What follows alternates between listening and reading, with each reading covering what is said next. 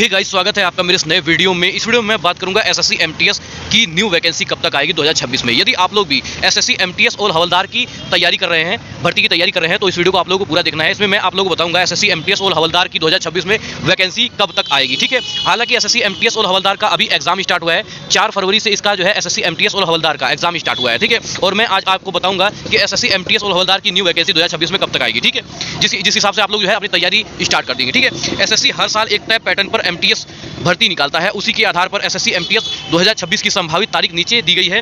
देखो, नोटिफिकेशन के अनुसार जून 2026 में जारी होने की पूरी संभावना है एसएससी एमटीएस और हवलदार की वैकेंसी। ठीक है, जून 2026 में जारी होने की पूरी संभावना है इसकी नोटिफिकेशन। और नोटिफिकेशन एसएससी की आधिकारिक वेबसाइट ssc.gov.in पर आएगा। ध्यान रखना इस चीज़ का। ठीक है, अब बात करते हैं ये जो इसका आवेदन कब तक स्टार्ट होगा। ठीक है, तो आवेदन की प्रक्रिया है ऑनलाइन। और जून के आखिरी सप्ताह या जुलाई के पहले मतलब कि सप्ताह में जो है पहली तारीख में आप लोगों का 2026 में एसएससी एमटीएस और हवलदार की जो अप्लाई करने के लिए स्टार्ट हो जाएगी। ध्यान रखना इस चीज़ का। ठीक है, आवेदन की अवधि लगभग 1 महीने तक रहेगी। ध्यान रखना इस चीज़ का। और बात करते हैं जो परीक्षा होगा, इसका जो है एग्जाम डेट होगा लगभग सितंबर से नवंबर 2026 के बीच। CBT exam computer based test आप लोगों का परीक्षा अलग अलग शिफ्ट में की तारीखों में होगा। ध्यान रखना इस चीज़ का। ठीक है, हालांकि अभी जो है एसएससी एमटीएस और हवलदार का एग्जाम स्टार्ट हुआ है 4 फरवरी से अभी स्टार्ट हुआ है। अभी 3 से 4 पेपर हुए होते, 3 से 4 दिन हुए होंगे पेपर स्टार्ट हुए। ठीक है, और एक बात बता देता हूं मैं आप लोगों को, जो एसएससी एमटीएस और हवलदार की जो एग्जाम होता है वो होता है सीबीटी एग्जाम, मतलब कंप्यूटर बेस्ड पे आप लोगों का जो है टेस्ट लिया जाता है। ठीक है, इसमें सेशन 1 होता है और सेशन 2 होता है। ठीक है, और जो सेशन 1 होता है इसमें आप लोगों की नेगेटिव मार्केटिंग नहीं रहती है। ध्यान रखना इस चीज़ का। ठीक है, और जो सेशन 2 होता है उसमें जो है आप लोगों की नेगेटिव मार्केटिंग रहती है। उसमें आप लोगों को 1 नंबर काट ले जाएंगे अगर आप लोगों ने गलत किया तो। ठीक है, तो आप लोग देख सकते हैं। देखो, जब आप लोगों का एसएससी एमटीएस का जो है एग्जाम होगा उसमें होगा आप लोगों का सेशन 1। ठीक है, सेशन 1 में कोई भी नेगेटिव मार्केटिंग नहीं है। ठीक है, और उसमें सेशन 1 में ए और बी रहेगा। ठीक है, ध्यान रखना इस चीज़ का, ए और बी। ठीक है, क्लिक करके आप लोग करना पड़ेगा। ठीक है, और इसमें लगभग आप लोगों के जो है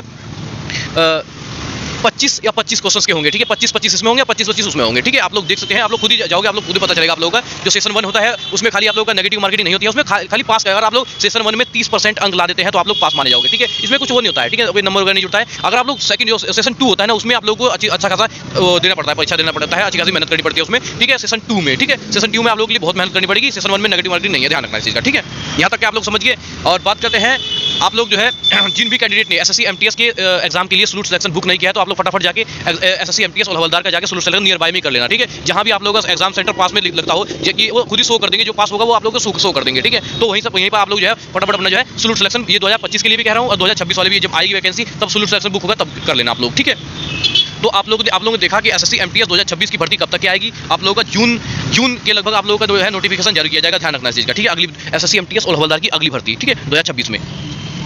और बात करते हैं परीक्षा तिथि की, तो इसमें सितंबर से लेकर नवंबर के बीच आप लोगों का कंप्यूटर बेस्ड टेस्ट होगा, आप लोगों का सीबीटी एग्जाम होगा। ठीक है, और आप लोगों को ये भी बताना है कि जो भी एसएससी एमटीएस का मतलब कि उम्मीदवार हैं या फिर तैयारी कर रहे हैं, ठीक है, या फॉर्म अप्लाई करना चाहते हैं, तो उसमें आप लोगों की योग्यता क्या रहनी चाहिए। जो भी उम्मीदवार इसमें जो है तैयारी कर रहे हैं, आप लोगों की योग्यता रहनी चाहिए कम से कम 10वीं पास। ठीक है, 10वीं पास उम्मीदवार एसएससी एमटीएस और हवलदार में फॉर्म अप्लाई करने के लिए एलिजिबल है। ठीक है, किसी भी मान्यता प्राप्त बोर्ड से। ठीक है, किसी भी मान्यता प्राप्त बोर्ड से आप लोग जो है 10वीं और 12वीं कर सकते हैं। अब एक चीज़ और बता देता हूँ मैं आप लोगों को, यदि आप लोग जो है इंग्लिश मीडियम से है, ठीक है, आप लोग यदि इंग्लिश मीडियम से है या फिर हिंदी मीडियम से पढ़े हैं, ठीक है, आप लोगों के लिए जो है कंप्यूटर में आप लोगों के लिए जो है वहाँ ऑप्शन रहता है लैंग्वेज चेंज का। ठीक है, यदि आप लोग हिंदी में पेपर देना चाहते हैं तो हिंदी में भी दे सकते हैं, इंग्लिश में देना चाहते हैं तो इंग्लिश में भी दे सकते हैं। ऐसा मतलब कि उसमें कंप्यूटर में ऑप्शन रहता है। ठीक है, और बात करते हैं आयु सीमा की। जो भी उम्मीदवार एसएससी एमटीएस की तैयारी कर रहा है उसकी आयु क्या रहनी चाहिए। ठीक है, आयु इसमें रहनी चाहिए 18 से लेकर 25 वर्ष तक जनरल कैंडिडेट के लिए। ठीक है, जनरल कैंडिडेट के लिए 18 से लेकर 25 वर्ष तक आयु रहनी चाहिए फॉर्म अप्लाई करने के लिए। और जो है एसएससी उसमें एससी एसटी ओबीसी इसको जो है 3 साल से लेकर 5 साल तक की छूट मिलती है। ठीक है,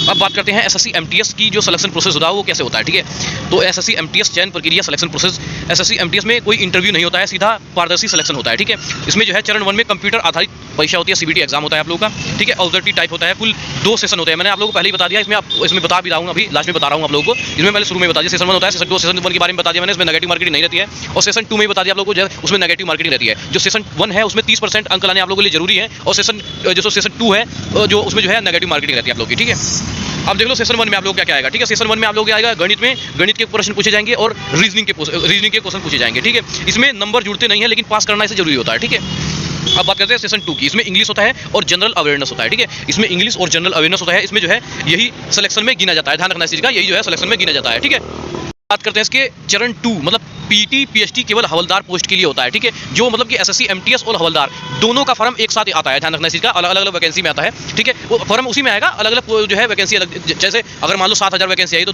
जो है 2200 वैकेंसी हवलदार के लिए छांटा जाएगा, इस तरह से, ठीक है। तो आप लोगों का चरण 2 में है पीटी पीएचटी केवल हवलदार पोस्ट के लिए है। अगर आपने हवलदार सीबीआईसी सीबीएन के लिए फॉर्म भरा है तो फिजिकल टेस्ट के लिए आप लोग के लिए है, फिजिकल स्टैंडर्ड टेस्ट के पीएचटी के लिए है। एमटीएस नॉन हवलदार के लिए यह चरण नहीं है, ध्यान रखना इस चीज़ का, ठीक है।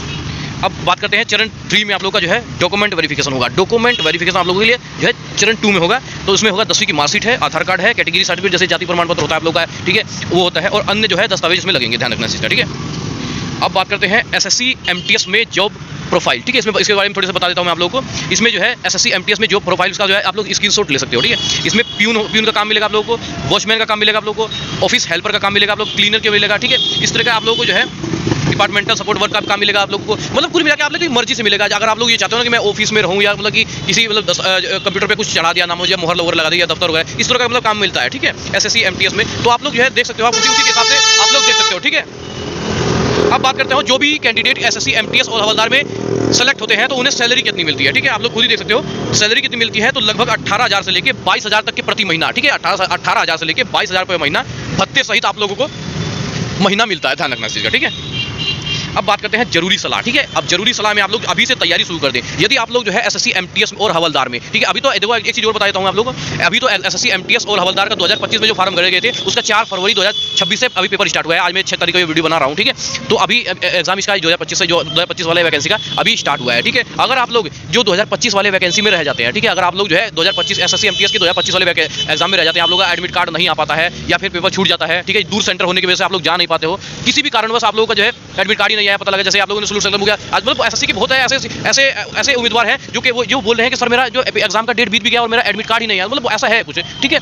अब तो आप लोग जो है आप लोग खुद ही देख सकते हो, ठीक है। तो जरूरी सलाह में आप लोग जो है अभी से तैयारी बिल्कुल स्टार्ट कर दो। एसएससी की वेबसाइट और नोटिफिकेशन पर नजर रखो, ठीक है। क्या एसएससी एमटीएस की मतलब की कौन सा अपडेट दे रहा है, ठीक है। फर्जी वेबसाइट यूट्यूब अफवाह से बचे बिल्कुल, ठीक है। जब तक आप लोगों की नोटिफिकेशन एसएससी की वेबसाइट पर नहीं आए तब तक बिल्कुल माने ना, ठीक है। आप लोगों के लिए बहुत जरूरी सलाह है, ठीक है। तो आप लोग बिल्कुल अच्छी तरह से तैयारी करें अपना। और इस अगर आप लोगों ने ये पेपर दे दिया है और आप लोगों का जो है सिलेक्शन नहीं हुआ है तब निराश होने की जरूरत नहीं है। आप लोगों को तैयारी बरकरार रखनी है, सिलेक्शन होगा और जरूर होगा आप लोगों का, यदि आप लोग मेहनती हैं तो, ठीक है। तो ये जानकारी आप लोग कैसी लगी आप लोग जो है कमेंट बॉक्स में बता सकते हैं। मिलता है किसी नए वीडियो, तो जय हिंद जय भारत।